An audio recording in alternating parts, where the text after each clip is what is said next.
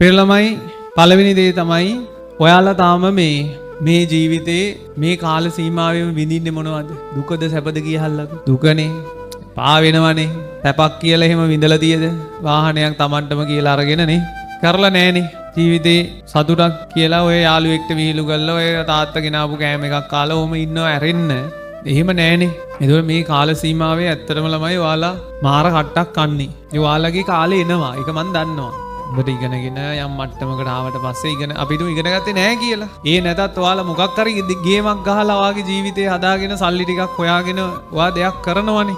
ඒක කාලයත් එක්ක ඔයා මේ මට්ටම හැදෙනවා. හැබැයි මේ දේවල් කරන්න කලින් මේ වගේ ගොන් වැඩ කරන්න එපා. මං හිතනවා මේකේ හැමෝම දන්නවා ඇති කියලා. අපිට මනුස්සාත්මයක් ලැබෙන්නේ ලේසියෙන් හම්බෙනවද? හරි අමාරුවෙන්ද මේක ලැබෙන්නේ?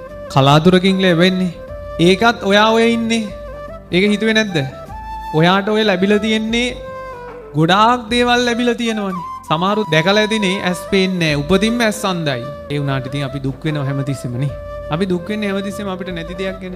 කෙට්ටු අය දුක් වෙනවා මොකද්ද? මහතනේනි අප්පා. කොච්චර කෑවත් හැදෙන්නේ නෑනේ. මහතයි දුක් වෙනවා.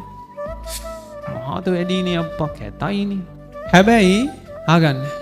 මේ අමාරුවෙන් ලැබිච්ච ජීවිතේ අපි විසින්ම නැති කරගත්තොත් ඔයා නිකන් හිතලා කියන්නේ ඇයි නැති කරගන්නේ? මොකක් හරි ප්‍රශ්නයක් නිසානේ. ප්‍රශ්නේ නැති කරගන්න නේද යා නැති කරගන්නේ ලයිෆ් එක. ඔයාම කල්පනා කරලා කියන්නේ එයා ජීවිතේ නැති වුණාම ප්‍රශ්නේ නැති වෙනවද? නෑ.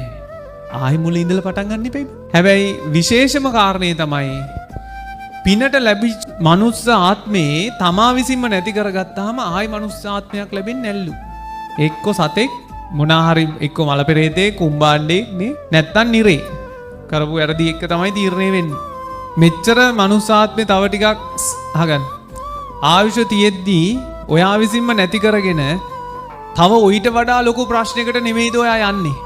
දුකක් කනගාටුවක් නිසා නේ නැති කරගන්නේ. මොකක් හරි කර්මයක් නිසානේ. ඔයා හිතනවාද ඒ කර්ම ඉවර වෙනවා කියලා නැති කරගත්තාම? නෑනේ. ඒක ආයේ පරිසම් දෙනවා ඉතුරු වෙනවා. අර කියන්නේ කර්මය කොහොමත් අපිට නවත්තන්න බෑ. ඒකයි සමහර වෙලාවට කියන්නේ පෙර කරපු කර්මයක් නිසා මට මේ වෙනව ඇති නිශ්ශබ්දව ඉන්න කියලා.